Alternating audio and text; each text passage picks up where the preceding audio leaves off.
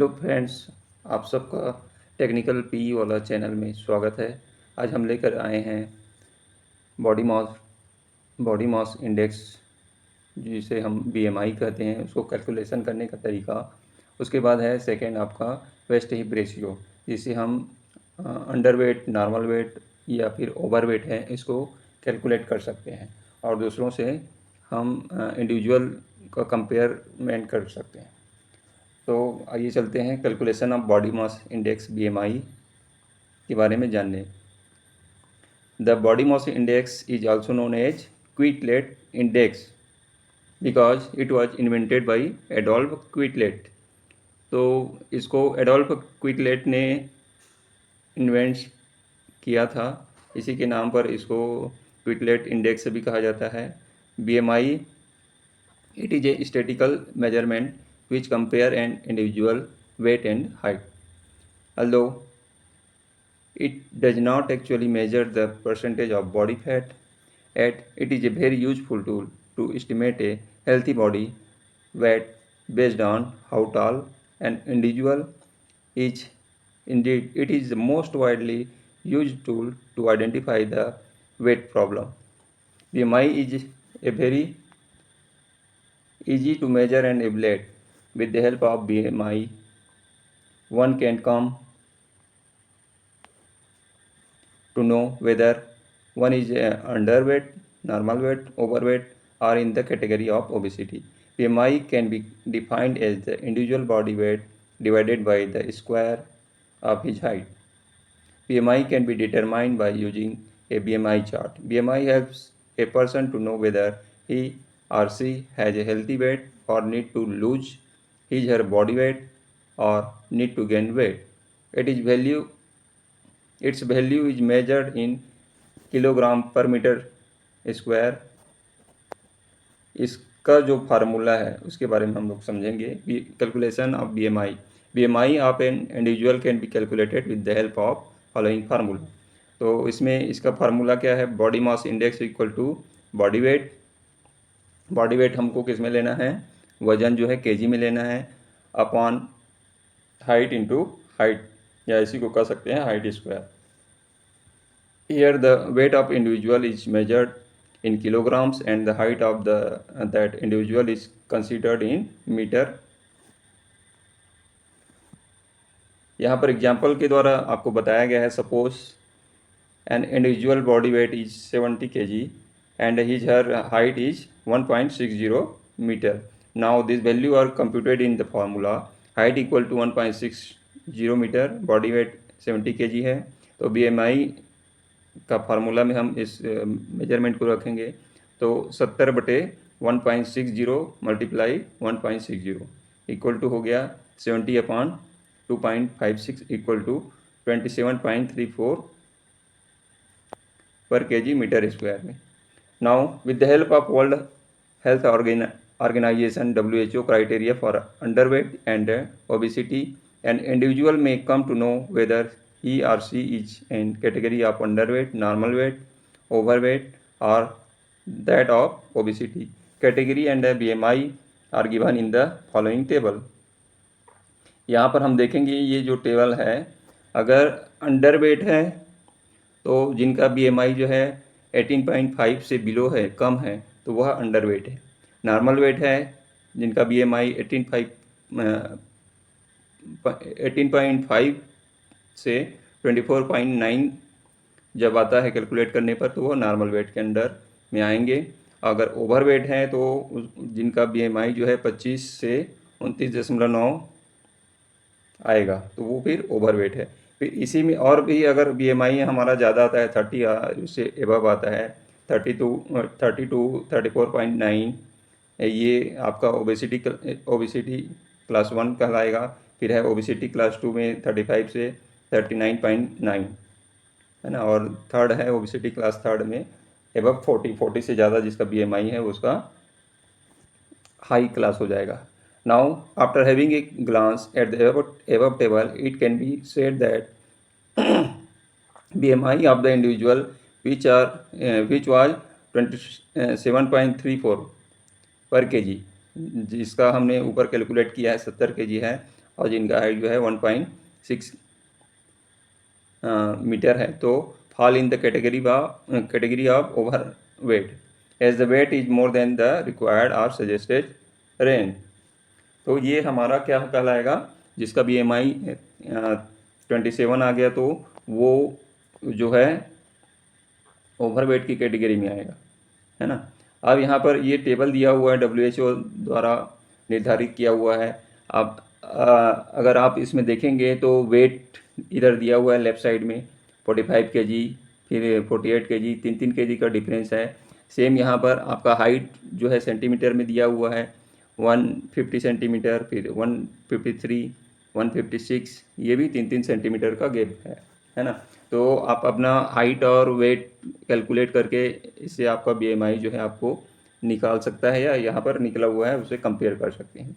तो उसके हिसाब से आप अपना BMI जो है पता कर सकते हैं कि हम अंडरवेट हैं, ओवरवेट हैं कि नॉर्मल वेट है ना। तो ये पूरा चार्ट जो है WHO द्वारा निर्धारित किया हुआ है, ये आप देख सकते हैं। अब इसके लिए क्या है कि प्रिकॉशन है ड्यूरिंग मेजरमेंट, जब हम इसका मेजरमेंट कर रहे हैं हाइट का या फिर वेट का। तो आजकल तो आपको डायग्राम यहाँ पे दिया हुआ है, डिजिटल नहीं है, लेकिन आजकल जो वेइंग मशीन है वो क्या है डिजिटल आने लग गए हैं। इसमें फर्स्ट जो है body weight must be taken on reliable and perfect weighing machine, reliable होना चाहिए और वेइंग मशीन अच्छा कैलकुलेशन दे रहा हो। सेकेंड है while taking body weight one must wear minimum required clothes, कम से कम हमारे पास कपड़े पहने हुए होने चाहिए जिससे कि वेट जो है गेन ना हो और डिफरेंस ना आए।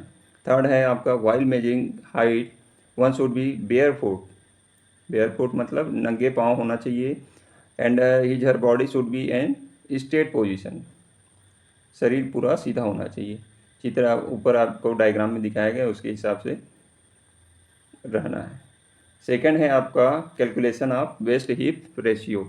तो waist hip ratio is defined as the measurement of waist circumference divide by hip circumference. तो हमको यहाँ पर क्या करना है, कमर की माप और हिप की माप को डिवाइड करना है।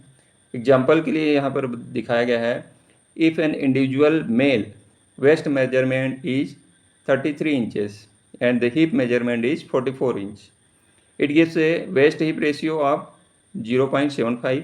It means that the individual male is not at high risk, health risk, वह किसी प्रकार का हेल्थ रिस्क में नहीं है। It gives a in case of male, if the waist hip ratio is more than 1, he is at the health risk. In case of female, if the waist hip ratio is more than 0.85, she is at the health risk. If the waist hip ratio exceeds this ratio, they will be at a very high risk, है ना। तो 0.85 women's के लिए है ना, और उससे ज़्यादा बढ़ेगा तो फिर वो रिस्क बढ़ेगा। In fact waist hip ratio is used a risk factor assessment tool for heart disease, hypertension and type 2 diabetes. Second type का जो डायबिटीज़ जो है के अंडर में आ जाएंगे जब उनका रेशियो जो है बढ़ेगा। Excess body fat is considered as a risk factor for the degenerative disease, particularly abdominal fat, and the waist hip ratio is used to determine these risks. Medical research has shown that people with central or visceral types of obesity are particularly at risk of developing cardiovascular disease, stroke, etc. The development of central and visceral obesity is believed to be caused by a change in the body metabolism. Along with this, some endocrine abnormalities are also associated with the cause of increased disease risk. तो इसका reason क्या हो सकता है कि जैसे ही आपका waste hip ratio बढ़ेगा, आपके हार्ट में प्रॉब्लम होना चालू हो जाएगा, आपकी जो बॉडी मसल्स हैं, वेंस हैं, उसमें फैट जो है डिपॉजिट होना चालू हो जाएगा, जो आपको हार्ट स्ट्रोक और ओबिसिटी बढ़ेगा, है ना। तो आपको तरह तरह के बीमारियां जो है होने चालू हो जाएंगे। Research also shows that people with Apple shape with more weight around waist face more health risk than those with the pear shaped body, that is they carry more weight around their hips। तो यहाँ पर हिप्स में ही बढ़ जाता है ना, तो आपका जो कैटेगरी जो है बढ़ेगा और आपका हेल्थ रिस्क भी बढ़ेगा। तो इसको जब वेस्ट रेशियो को हम जब कैलकुलेट करेंगे, मेजरमेंट करेंगे, तो उसके लिए एडमिनिस्ट्रेशन क्या होना चाहिए उसके बारे में यहाँ पर देखेंगे। तो to determine if you have a healthy waist hip ratio और not, use a measuring tape to measure the circumference of your hip at the widest part of your buttock. After that, जहाँ पर सबसे ज़्यादा जो कमर के नीचे का जो भाग है ना, वहाँ पर हमको मेजर लेना है, मेजरमेंट करना है। After that measure your waist just above the belly button, belly button है उससे ऊपर। For determining the waist hip ratio compute the measurement as given in the following equation. हमको क्या करना है, ये जो इक्वेशन दिया है उसके हिसाब से हमको कैलकुलेट करना है। तो यहाँ पर देखेंगे क्या वेस्ट हिप रेशियो निकालने का फार्मूला क्या है। तो waist circumference divide by hip circumference. तो जो भी आपका मेजरमेंट आएगा उसको हम यहाँ पर रखेंगे। तो यहाँ पे मेंस और वुमेंस के लिए कहाँ से हमको मेजर करना है वो भी यहाँ दिया हुआ है ना। इसके बाद जो है नीचे देखते हैं जो WHO का यहाँ पर भी BMI चार्ट दिया हुआ है, उसे हम कंपेयर करेंगे और अपना जो मेजरमेंट है उसको रख कर देखेंगे तो हमको पता चलेगा कि हमारा जो वेस्ट हिप रेशियो है सही है या नहीं।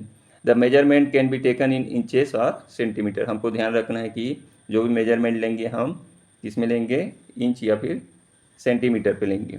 The degree of health risk can be estimated in the better way by using BMI along with the waist hip ratio. The following tables may be helpful to know the degree of health risk. आपका health का risk कितना है वो भी हमको यहाँ से पता चलेगा देख करके। तो यहाँ पर BMI का जो इंडिकेटर है 22 below 25, 25 to below 30, 32 below 35, 35 to below 40 और फिफ्थ है 40 से एबव या फिर इक्वल हो। तो यहाँ पर वेस्ट हिप रेशियो जो है फर्स्ट जो 3 यहाँ पे चार्ट दिया हुआ है वो मेल्स के लिए है। अगर बिलो 0.85 से है तो आपका वेरी लो है वेस्ट हिप रेशियो, और लो है 85 से 1 में लो, और 1 से एबव रहेगा तो मॉडरेट रहेगा। सेकंड है आपका BMI जो है 25 टू 30 से बिलो है तो आपका लो, मॉडरेट एंड हाई, है ना। तो यहाँ से आप देख करके अपना मेल्स का निकाल सकते हैं। वैसे ही आपका वेस्ट हिप रेशियो जो है फीमेल्स के लिए है, तो यहाँ पर 0.70 से कम है तो फिर वेरी लो कहलाएगा। फिर 0.70 से 0.85, तो ये इसके अंडर में रहेगा तो लो है, और 0.85 से ऊपर रहेगा एवं रहेगा तो मॉडरेट है। तो इसी प्रकार से 25 से अगर 30 के बीच में है तो लो फीमेल्स के लिए, और 70 से 85 है तो मॉडरेट और हाई। तो इस प्रकार से हम अपना जो वेस्ट हिप रेशियो है और BMI कैलकुलेट कर सकते हैं। तो ये पॉइंट जो है आपके एग्ज़ाम के व्यू से बहुत इम्पॉर्टेंट है। कैलकुलेशन का फार्मूला पूछा जा सकता है, या फिर आपको कोई वेट दिया जाएगा उसका कैलकुलेट करके निकालना रहेगा। ऑब्जेक्टिव टाइप क्वेश्चंस आते हैं तो ये आपको बहुत ही इम्पॉर्टेंट क्वेश्चन यहाँ से रेज होता है। Thank you.